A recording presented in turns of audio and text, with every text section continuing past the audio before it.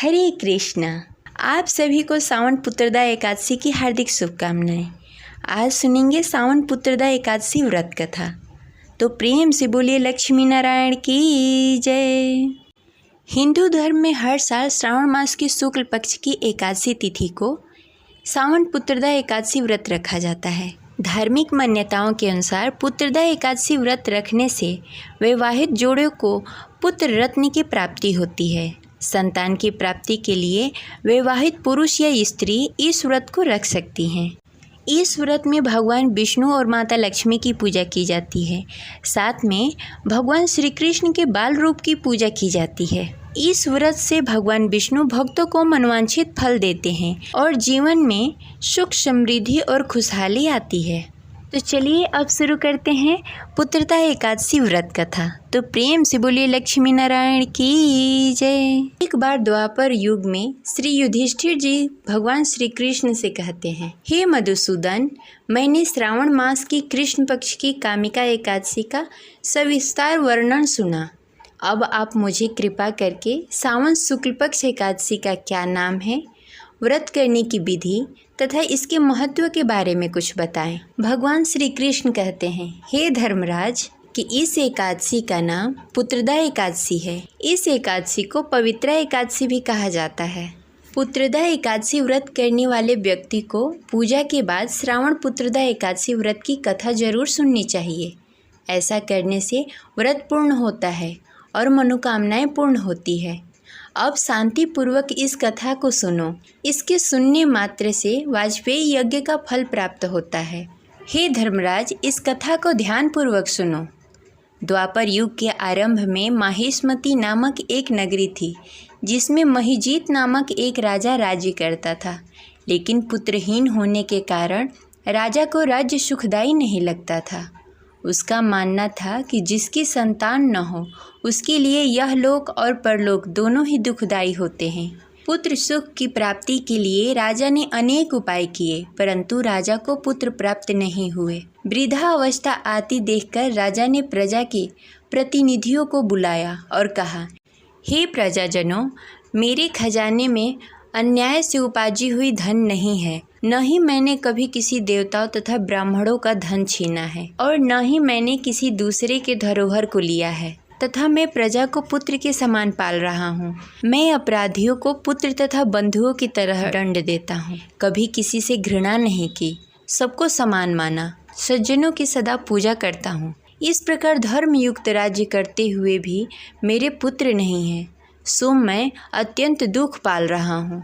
इसका क्या कारण है? राजा महिजीत की इन बातों को विचार करते हुए मंत्री तथा प्रजा के प्रतिनिधि वन को गए। वहाँ बड़े बड़े ऋषि मुनियों की दर्शन किया।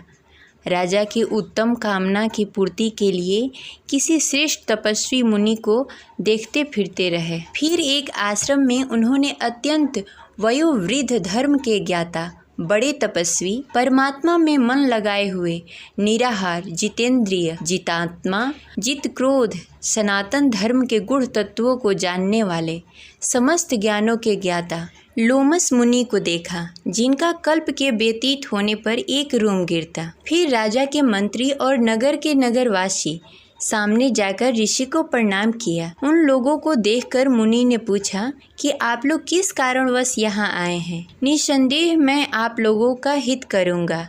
मेरा जन्म केवल दूसरों का उपकार करने के लिए हुआ है, इसमें संदेह मत करो। लोमस ऋषि के ऐसे वचन सुनकर सब लोग बोले, हे महर्षि, आप हमारी बात जानने में ब्रह्मा से भी अधिक समर्थ हैं।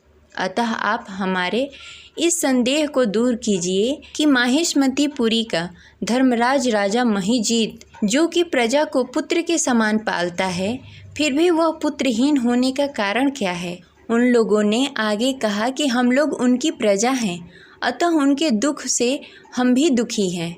आपके दर्शन से हमें पूर्ण विश्वास है कि हमारा यह संकट अवश्य ही दूर हो जाएगा, क्योंकि महान पुरुषों के दर्शन मात्र से ही अनेक कष्ट दूर हो जाते हैं। अब आप कृपा करके राजा के पुत्र होने का उपाय बताएं। यह वार्ता सुनकर ऋषि ने थोड़ी देर के लिए नेत्र बंद किए और राजा के पूर्व जन्म की वृत्तांत जानकर कहने लगे, यह राजा पूर्व जन्म में एक निर्धन वैश्य था। निर्धन होने के कारण इसने कई बुरे कर्म किए हैं।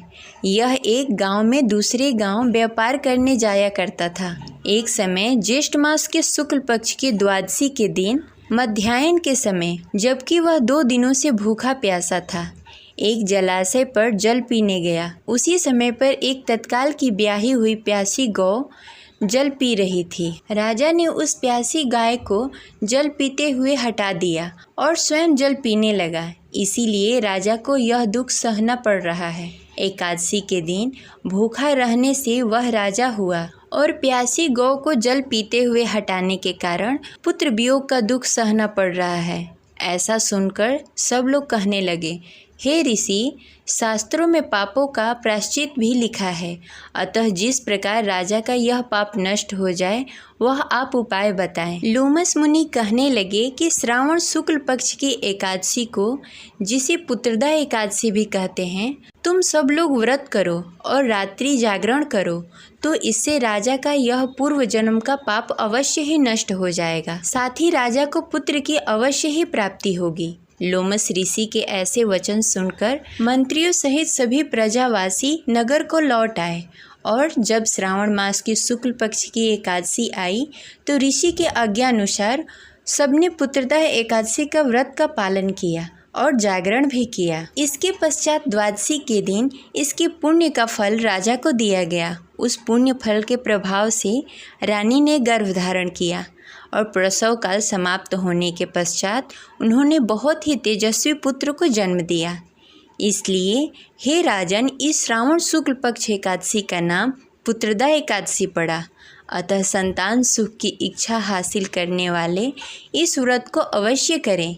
इसके महात्म्य को सुनने से मनुष्य सब पापों से मुक्त हो जाता है और इस लोक में संतान सुख भोग कर परलोक में स्वर्ग को प्राप्त होता है। ये रही आज की कथा। आपको कैसी लगी कमेंट बॉक्स में ज़रूर बताएं और अपना राय भी अवश्य लिखें और इस वीडियो को लाइक करें। मिलते हैं अगले वीडियो में, तब तक के लिए हरे कृष्णा, राधे राधे।